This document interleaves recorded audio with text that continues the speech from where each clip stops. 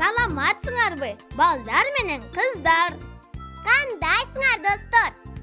Чоң эне бизден сарайдагы эски буюмдарды ыргытып ийгилечи деп суранды. Ооба, алар чоң атам экөө бияка отун жыябыз дейт. А бул эски буюмдарды ыргытабыз. Болбойсуңарбы тезирээк? Дагы көп күтөмбү силерди. Азыр такай, мына кара чактан чоң энемдин эски көйнөгү. Муну чоң энем менде кезинде кийиптир. Аябай жыртык турбайбы? Чоң энем муну күбө жеген дейт. Бирок бир кезде аябай жакшынакай болчу экен.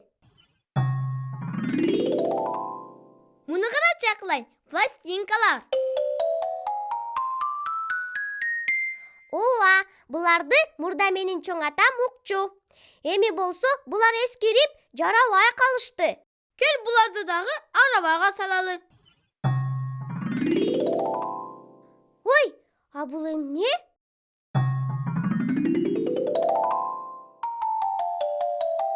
Билбейм. Эски кагаздарга окшош экен. Мына дагы ошондой кагаздар. Билбейм булар каяктан келгенин.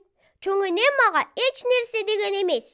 Анда булардын кереги жок турбайбы? Кел ыргытып ийели. Ыргытса ыргыталы.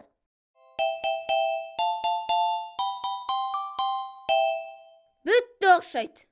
Болдубу? Жөнөсөк болобу? Ооба такай, жөнөдүк. Могул эски буюмдарды ыргытабыз.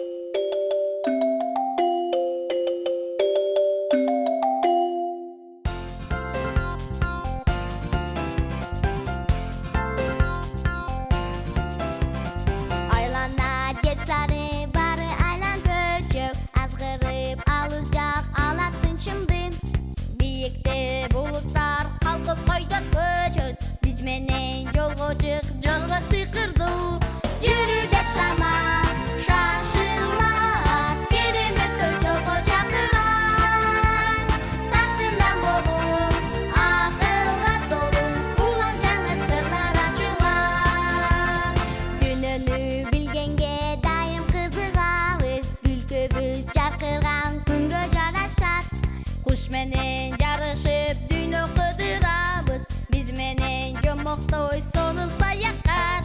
Жүрү деп шама, шашыла, кереметке жолго чакырат. Тактынан болуп, акылга толуу, улам жаңы сырлар ачылат. Жүрү,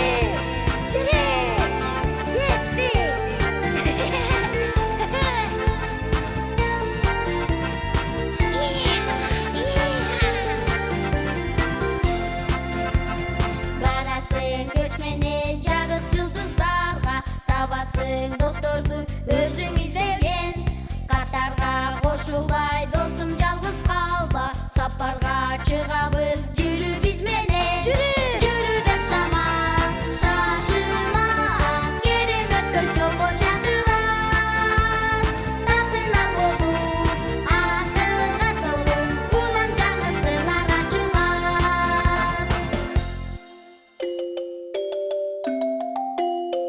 Салам, эмне кылып атасың? Издеп атам. Эмнени издеп атасың? Мындай бир нерсени эмне дешчү эле? Аны окушат да. Китеп. Туура, китеп издеп атам. Ушул эле жерде болчу. Көрүнүшү кандай экенин да унутуп калыпмын. Көрүнүшү кандай экенин унутуп калыпсыңбы? Ооба, балким тоголоктур. Жок, тоголок топ болот. Анда кандай? Балдар, силердин эсиңердеби? Китептин көрүнүшү кандай? Бизге айтып бергилечи. Китеп 4 бурчтук болот.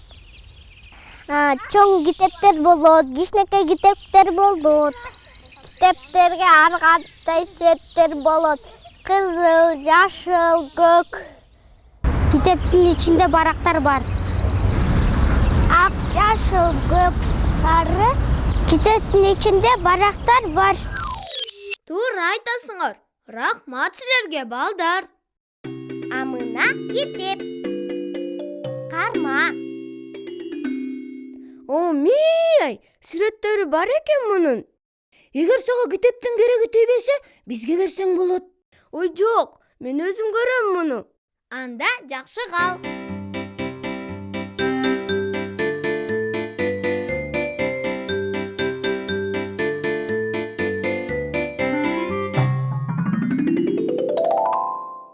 Эй, салам! Карагылачы кандай мунара курдум. Эмне кылып атасың? Эмнеси бар экен? Ойноп атам. Китеп менен минт ойнобойт да. Булар таарынып калышы мүмкүн. Китептер эмнеге таарынышмак эле? Балдар, эсиңердеби? Китептер эмнеге таарынышы мүмкүн? Китептер эмнеге таарынышы мүмкүн? Китептер деген барактарын айырып алсаң, таарынышы мүмкүн деп ойлойм. Рас эле, андан дагы китепти кир колуң менен кармасаң да таарынат. Муның да туура. Кокус китептин бетине сүрөт тартсаң да таарынат. Балдар, силер китепти таарынтпайсыңарбы? Азаматсыңар, таарынтпагыла. Анткени китеп деген окуш үчүн аябай керек. Анан сүрөтүн көрүш үчүн да керек. Мына ушундай. Эгер китептерди таарынтып койсоң, алар сенден кетип калышы мүмкүн. Ооба, мен билем. Мени менен да ошондой болгон. Чын элеби? Ой, анда мен экинчи китептерди таарынтпайм. Жолубузду улайлы. Жакшы кал. Рахмат силерге.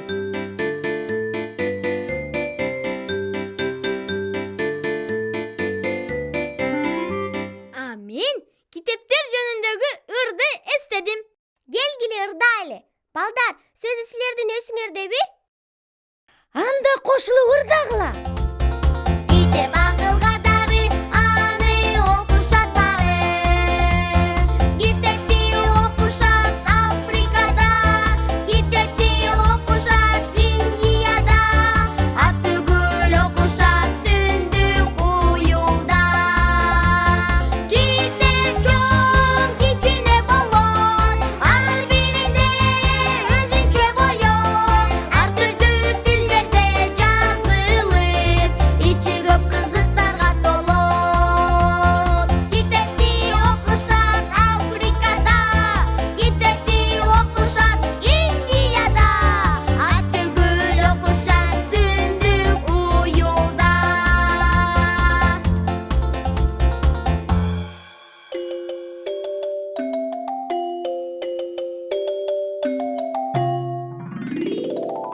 Кандайсыңар кичикейлер? Кандайсың, атаке? Эмнени жүктөп келатасыңар? Булар эски уску буюмдар. Ыргыталы деп алып баратабыз. Чоң эне бизден суранган. Эмне болгон эски буюмдар экен? Кана көрөйүнчү. Мына.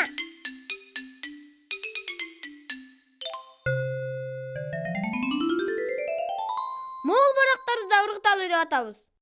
Эмне тапкансыңар силер?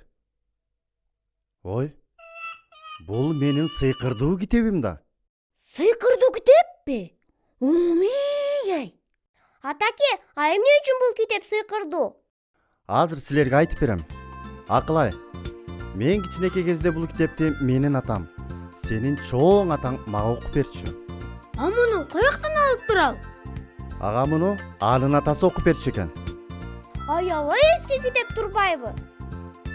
Ооба, аябай эски. Ошон үчүн сыйкырдуу. Мен кичинекей кезимде муну аябай жакшы көрчүмүн. Муну биз ыргытып элдегенбиз да.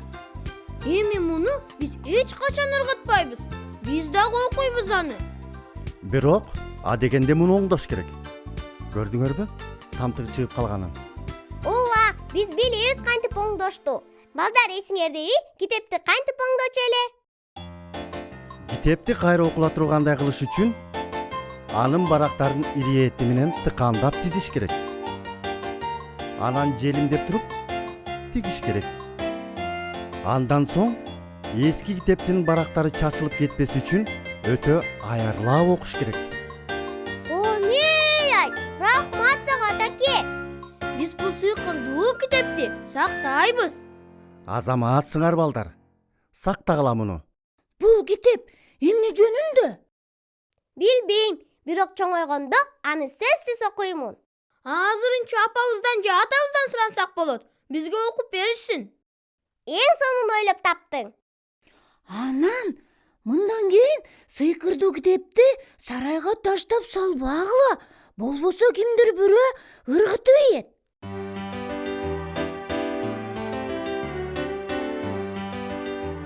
Ошондон тартып баатырлар урушпай бейпилдикте жашап калышыптыр. Атаке, мага дагы жомок окуп берчи. Макул. Менин бала кездеги китебимди тапканыбыз сонун болбодубу? Эми муну мен сага белекке берем. Рахмат, мен да чоңойгондо муну окуймун. Эми кийинки жомокту ук. Азыр. Адегенде балдар менен коштошуп коеюм да. Түнүңөр бейпил болсун, балдар менен кыздар. Жакшы калгыла балдар. Илгери бир айылда кемпир чал болуптур. Күн батты, жашын